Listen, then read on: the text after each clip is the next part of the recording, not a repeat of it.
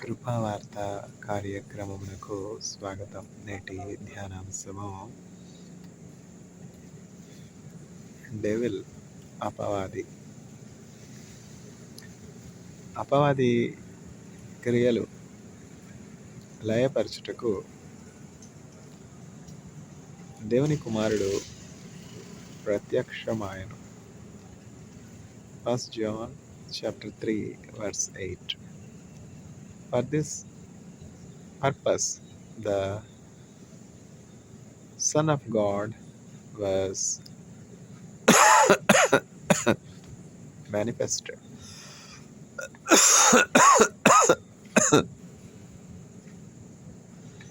that he might destroy the works of the devil.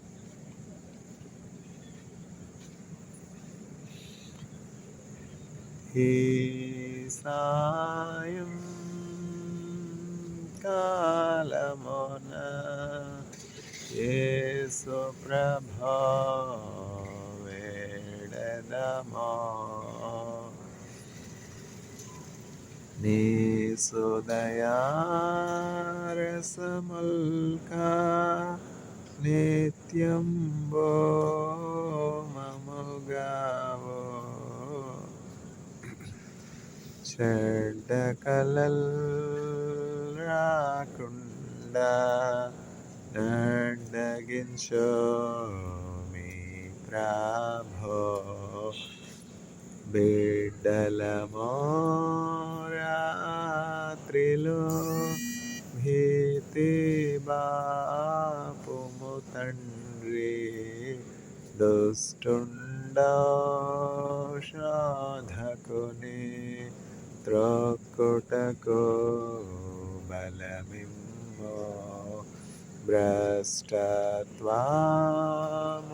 మేము పడకుండా కాపాడు,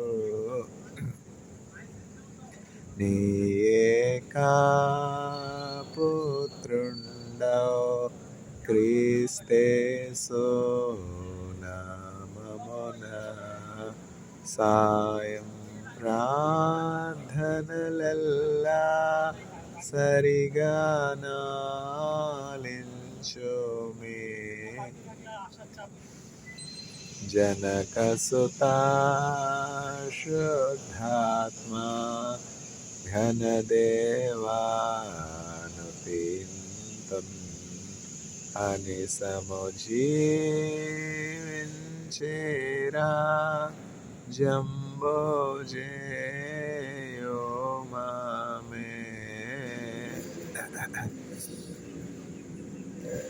డెవిల్ అపవాది. అపవాది క్రియలు లయపరచుటకు మనుష్య కుమారుడు ప్రత్యక్షమాయను.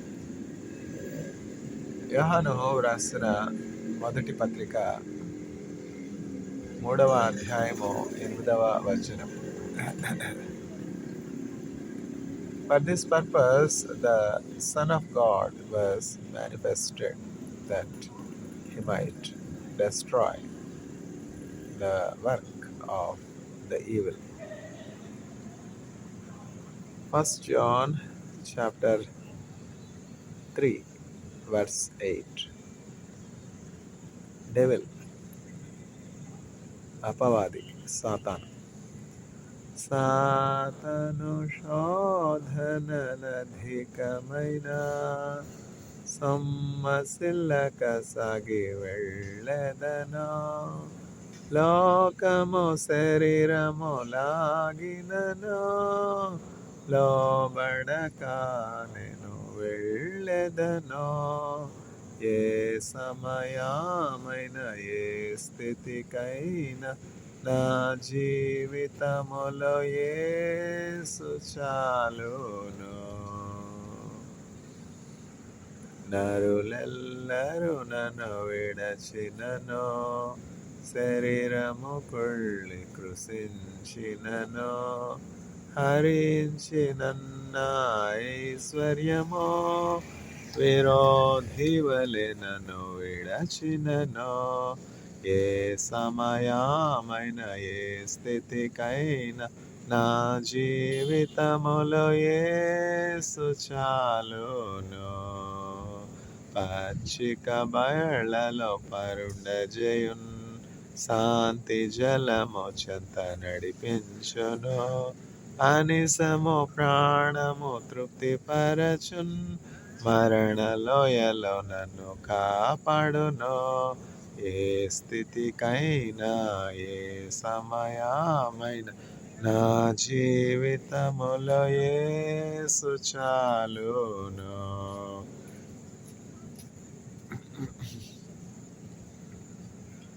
సాతానుడు శోధకుడు, సాతానుడు అబద్ధికుడు, సాతానుడు పాపము చేయవాడు, సాతానుడు పాపమునకు ప్రేరేపించువాడు.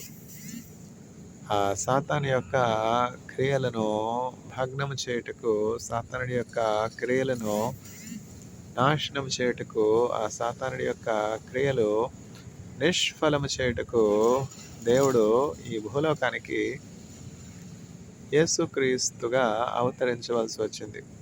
కుమారుడు అంటే దేవునికి మారుగా వచ్చినటువంటి వాడే కుమారుడు. తండ్రి కుమారుడు ఒకటై ఉన్నారు.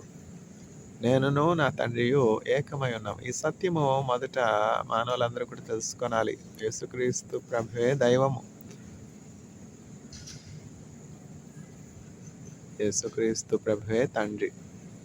ఆయన తండ్రితో కూడా సమానముగా ఉండుట, విడిచిపెట్టకూడనటువంటి భాగ్యమని ఎంచుకొనలేదు. కానీ ఆ భాగ్యాన్ని విడిచిపెట్టేసి, పరలోకాన్ని విడిచిపెట్టేసి, సింహాసనాన్ని విడిచిపెట్టేసి ఈ లోకానికి దాసుని రూపం దాల్చి రిక్తునిగా వచ్చారు.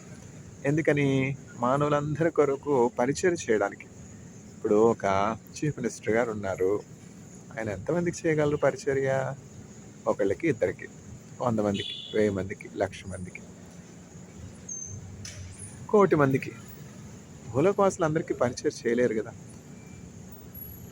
మన ఆలోచనలు, మన ఎఫెక్టు, మన పరిచర్య యొక్క ఫలము ఈ భూలోకానికే పరిమితం. మహాత్మా గాంధీ గారు ఉన్నారు, జాతిపిత. మహాత్మా గాంధీ గారు భారతదేశానికే పరిమితం, భారతదేశానికి మాత్రమే ఆయన పిత. యాకోబ్ ఉన్నారు, యాకోబ్ అంటే ఇజ్రాయెల్, ఆయన ఇజ్రాయెల్కే తండ్రి, అంతే కదా. అట్లా కోఫీ అన్నాన్, ఇట్లా మార్టిన్ లూథర్ కింగ్, ఒక్కొక్కళ్ళు ఒక్కొక్క జాతికి వారు పితగా, మూల పురుషునిగా ఉన్నారు. అయితే అన్ని జాతుల వారికి, అన్ని భాషలు మాట్లాడే వారికి, మానవులు అన్నటువంటి ప్రతి వారికి మూల పితరుడు ఎవరు అంటే, వారందరినీ కూడా పాపం నుంచి, పాపం యొక్క ఫలం నుంచి, పాపం వల్ల కలుగు శిక్ష నుంచి తప్పించింది ఎవరు అంటే యేసుక్రీస్తు ప్రభువు అని అందరూ కూడా తెలుసుకోవాలి. ఎంత ఆధిక్యత చెప్పండి. మన సొంత ప్రయాస ద్వారా మనం ఎన్ని కోట్లు ఇచ్చినా కూడా ఆ రుణం తీరదనమాట. 1000 నోళ్లతో స్తుతించినాను, తీర్చలేమో ఆ రుణమును. ఎన్ని కోట్లు ఇచ్చినా మన పాప భారం యొక్క రుణము అది తీరదు. అది అన్నిటికీ అట్లా ఉండవలసింది. అయితే దేవుడు జాలి చేసుకుని కృప, నిష్కళంకుడు, నిర్దోషి, పరిశుద్ధుడు అయినటువంటి యేసుక్రీస్తు ప్రభు మీద మన పాపములు, మన దోషములన్నీ కూడా దేవుడు మోపాడు అనమాట. మన కొరకు పాపం ఎరిగినటువంటి ఆయన పాపిగా మార్చబడ్డాడు. ఆయన ఇష్టపూర్వకంగా. యేసుక్రీస్తు ప్రభు ఏమి కూడా తృణీకరించలేదు. మన అతిక్రమాలు, మన దోషాలు, మన అపరాధాలన్నీ కూడా ఆయన మీద వేస్తున్నాడు. చూడండి, నాకు 1,00,000 రూపాయలు అప్పు ఉంది. మా టీచర్ గారు అనిపిండి నాగేశ్వరరావు గారు దయదలిచి, బాబు ఎప్పుడు నీకు డబ్బు కావాలన్నా చెప్పయ్యా, నేను పంపుతాను. ఎంతో మంచి తలాంతులు ఉన్నటువంటి వాడు, టాలెంట్ ఉన్నటువంటి వాడు, జ్ఞానం ఉన్నటువంటి వాడు, మంచి విద్యార్థి, నీకున్నటువంటి ఆ క్వాలిఫికేషన్స్కు నువ్వు నిరుద్యోగంగా ఉండడం ఏంటి? ఎంతో ఉన్నతమైనటువంటి స్థితిలో ఉండాలి.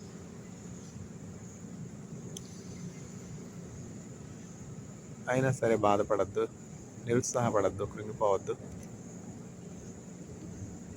మంచి దినాలు వస్తాయి అని చెప్పి ఎంకరేజ్ చేసి, ప్రోత్సహించి అవసర సమయంలో 30,000 రూపాయలు ఇచ్చారు. ఎవరిస్తారు చెప్పండి ఈ రోజులు? ఎప్పుడు బంధం ఇది?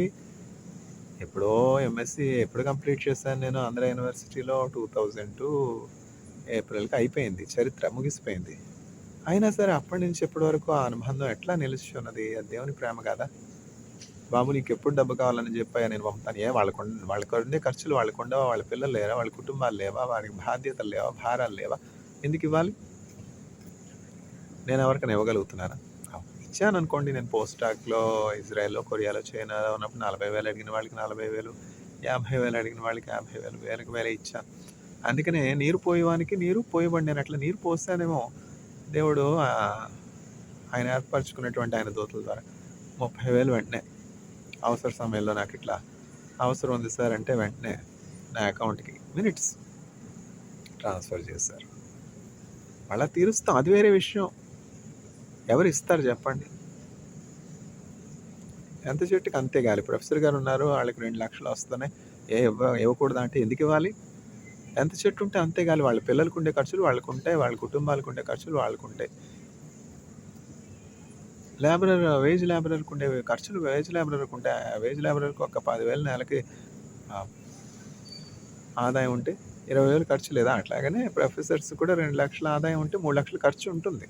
వాళ్ళ లైఫ్ స్టైల్స్ వేరువేరుగా ఉంటాయి కదా. అట్లా అనమాట. దయగల వారి పట్ల దేవుడు దయ చూపించడానికి ఉంటాడు. మనం నీరు పోసినట్లయితే మనకి తప్పకుండా దేవుడు నీరు పోస్తాడు. నీరు పోయేవానికి నీరు పోయబడి he that waters shall himself be watered. ఎందుకంటే అపవాది కార్యాలన్నమాట. ఎందుకు అంత టాలెంట్ ఉండి, అంత చదువు ఉండి, నిరుద్యోగం ఉండడం ఏంటి?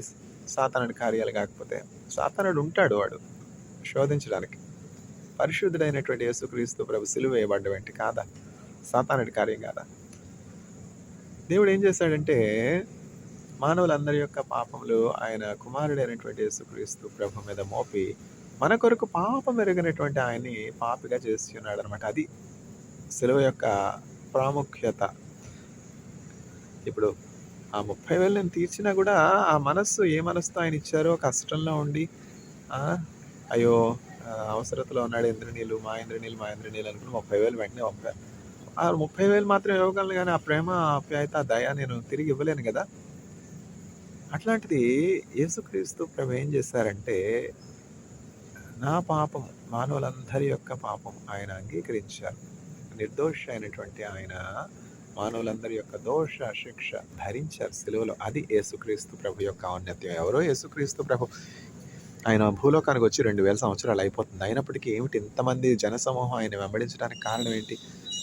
హిందువులు కాదు, ముస్లింలు కాదు, క్రైస్తవులు కాదు, ఆఫ్రికన్స్ కాదు, అమెరికన్స్ కాదు, ఏషియన్ ఖండానికి చెందిన వారికి అందరూ కూడా.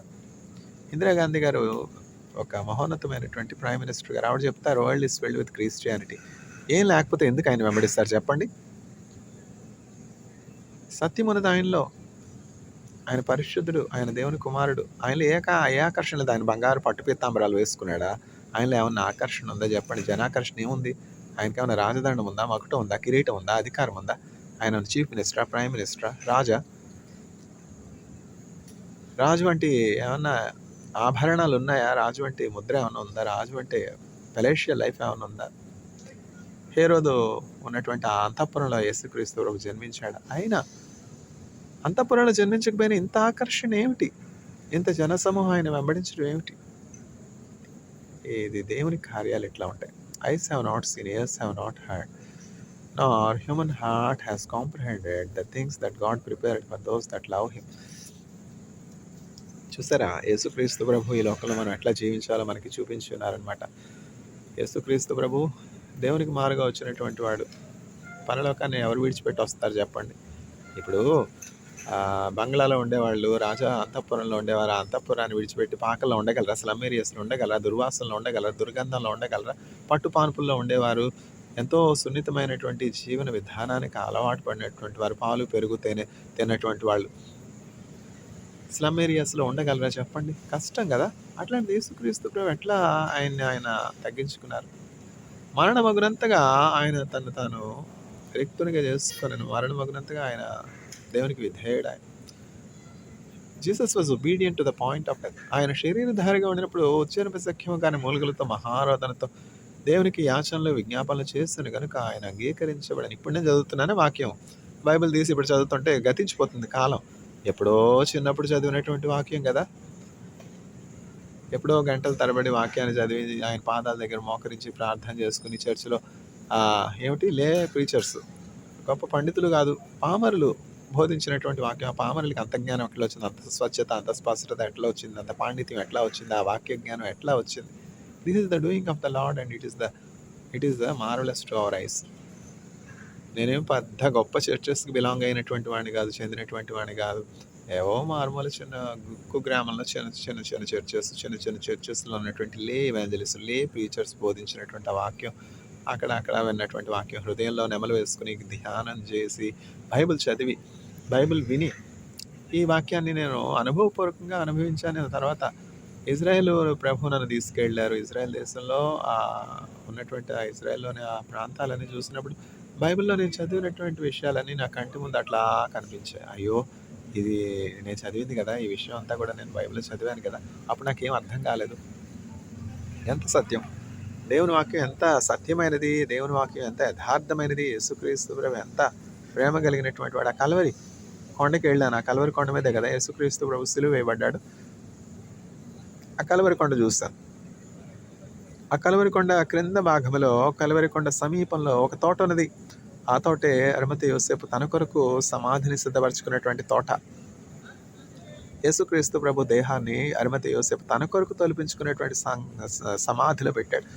యేసుక్రీస్తు ప్రభు ఆయన కొరకు ఏమైనా సమాధి సిద్ధపరచుకున్నారా చెప్పండి? బంగారాలు సిద్ధపరచుకున్నారా చెప్పండి? ఆస్తులు సిద్ధపరచుకున్నారా? ఇండ్లు పొలాలు సిద్ధపరచుకున్నారా? యేసుక్రీస్తు ప్రభు మాదిరి మనం అనుకరించాలి. ఒకడు సర్వలోకమును సంపాదించుకుని తన ఆత్మను కోల్పోతే మనకి ఏమి ప్రయోజనం చెప్పండి? డబ్బు సంపాదించుకోకూడదని నేను చెప్పను, డబ్బు కూడబెట్టుకోకూడదని చెప్పను. యోసేపు కూడబెట్టలేదా? కూడబెట్టాడు. ఎందుకు? తన కోసం కూడబెట్టుకున్నాడా?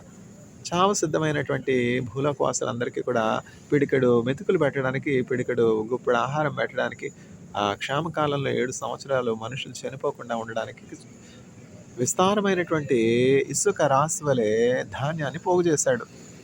ఇప్పుడు కూడబెట్టుకునేవారు ఉన్నారు, మినిస్టర్స్ ఉన్నారు. వాళ్ళు ఎవరి కోసం కూడబెట్టుకున్నారు? ఒక్క మాట చెప్పండి. మనుషుల క్షేమం కోసం కూడబెడుతున్నారా? మనుషుల మేలు కొరకు కూడబెడతా ఉన్నారా? దేవుని చిత్తానుసారంగా కూడబెడతా ఉన్నారా? దేవుని ఆజ్ఞను బట్టి కూడబెడతా ఉన్నారా? దేవుని నడిపింపుని బట్టి కూడబెడతా ఉన్నారా? లేదే. వారి కోసం, వారి బిడ్డల కోసం, వారి భార్యల కోసం, ఇంకా వారి భవిష్యత్తు కోసం నేను నేను నేను అంతే కదా. ఏమయ్యారు గొప్ప గొప్ప లీడర్సు? వేల కోట్ల ఆస్తి, ₹1 అయినా పట్టుకెళ్ళగలిగారా? పరలోకానికి ఏది చేరుతుంది? మనం ఈ లోక సంబంధము కాము. మన పురము ఇది కాదు. మన పురము, మన గమ్యము, మన గురి అంతా కూడా మన నివాసపురమైనటువంటి పరలోకం మీదనే ఉండాలి. ఈ దేహంలో, ఈ టెంట్, దేహం అనే గుడారంలో ఈ ఆత్మ ఉన్నంత వరకు కూడా ఈ ఆత్మకు అనేకమైనటువంటి విషయాలు మరుగే ఉన్నాయి. శాశ్వతమైనటువంటి విషయాలు, స్థిరమైనటువంటి విషయాలు మరుగే ఉన్నాయి. ఇప్పుడు నానో మెటీరియల్స్ అంటాం. నానో మెటీరియల్స్ మన కంటితో చూడగలమా? నానో అంటే సబ్ మైక్రో మెటీరియల్స్ కదా. మైక్రో పార్టికల్స్ కంటే ఎంతో చిన్నవి. మనం మైక్రో పార్టికల్సే చూడలేం. బ్యాక్టీరియా, వైరస్ చూడలేం. అందుకనే కదా ఇన్ని రోగాలు, ఎన్ని ఇన్ఫెక్షన్స్ చెప్పండి. దేహంలో ప్రతి ఆరోగ్యాన్ని కరెక్ట్గా అటాక్ చేయడానికి అవసరమైనటువంటి బయోకెమికల్ వెపన్స్ని మానవులు సిద్ధపరచుకున్నారు. మానవుల మేలు కొరకు ఉపయోగించవలసినటువంటి సైన్స్ అండ్ టెక్నాలజీని కీడు కొరకు ఉపయోగిస్తున్నారు. మనుషుల త్రోట్ ఎఫెక్ట్ చేద్దామా? మనుషుల మోగవాళ్ళని చేద్దామా? మనుషులకి రేడియో మెటీరియల్స్ తాగించి వాళ్ళకి కాపు కలుగు చేద్దామా? వారికి ఆకుండా దగ్గు కలుగు చేద్దామా? ఆ తల మీద వీళ్ళకి సుందరమైనటువంటి కూరలు అనేవి తల బోడి చేద్దామా? వీళ్ళకి చక్కని కనుదృష్టి ఉంది, గుడితనం కలుగు చేద్దామా? నీచులు, భ్రష్టులు, దౌర్భాగ్యులు, అంధకార సంబంధంలో చీకటి శక్తుల చేత, అపవాది చేత నింపబడినటువంటి దుర్మార్గులైనటువంటి మనుషులు ఏం చేస్తా ఉన్నారు? పలానా వాడికి క్యాన్సర్ కలుగు చేద్దామా? పలానా వాడి లివర్కి పాడు చేద్దామా? పలానా వాడి కిడ్నీ పాడు చేద్దామా? పలానా వాడు చక్కగా నడుస్తున్నాడు, కాళ్ళు విరగొడదామా? చక్కగా చూస్తున్నాడు, గుడితనం కలుగు చేద్దాం? భ్రష్టుడా, దౌర్భాగ్యుడా, నీచుడా, అంధుడా, పుష్కరుడా. కీర్తనల గ్రంథం 109వ అధ్యాయంలో ఉన్నటువంటి శాపాలన్నీ నీ మీదకి వచ్చును గాక. సైన్స్ అండ్ టెక్నాలజీని దేని కొరకు వాడుతూ ఉన్నావు? అభివృద్ధిని దేని కొరకు వాడుతూ ఉన్నావు? నీ చేతిలో ఉన్నటువంటి ఆ వైద్య జ్ఞానాన్ని దేని కొరకు వాడుతూ ఉన్నావు? మనుషులను అంధం చేయడానికి వాడుతూ ఉన్నావా? మనుషుల్ని వికలాంగులు చేయడానికి వాడుతున్నావా? మానవుల మేలు కొరకు వాడుతున్నావు? ప్రతి మనుషుల్లోని యేసుక్రీస్తు ప్రభుని చూడవలసినటువంటి నీవు మనుషులకి అంగవైకల్యం చేస్తావా? దౌర్భాగ్యుడా, భ్రష్టుడా. ఆ సంపాదించిన డబ్బంతా ఏం చేసుకుంటావు? నీ పాడి మీద మోసుకుని పోతావా? నీ పాడి మీద నీ దేహాన్ని మోయడమే మనుషులకి, నలుగురు మనుషులకి భారం. నీ శవం మనుషులకి భారం కాదా? నీచుడా, జాగ్రత్త. కీడు చేయటం అని మేలు చేయి. లేకపోతే నీ శవము సమాధి చేయబడకుండా యజబేలు మాంసము కుక్కలు తినివేసినట్లు నీ శవము కుక్కలు తినివేస్తాయి. నువ్వు సరిగా సమాధి చేయబడవు. మనం చాలా జాగ్రత్తగా దేవుని యందు భయభక్తులు కలిగి జీవించవలసినటువంటి కాలంలో ఉన్నాము. లోతు దినములు వంటి దినముల్లో ఉన్నాం. నోవహు దినములు వంటి దినముల్లో ఉన్నాం. ఆ నోవహు దినముల్లో ఎంతమంది రక్షించబడ్డారు? ఎంతమంది బ్రతికారు? బయటకు పడ్డారు? ఎంతమంది బయట పడి సురక్షితంగా క్షేమంగా ఉన్నారు ఆ జల ప్రళయంలో?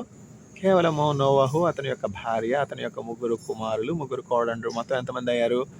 2, 3. 2, 3 ఎంత? 5. 5 + 3 8 కదా.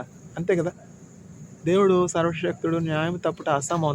తప్పు చేసినటువంటి వారి అందరితో తప్పులు మన్నించాడు. ఆ సిలువ దగ్గరికి వచ్చి క్షమాపణ వేడుకొనాలి కదా.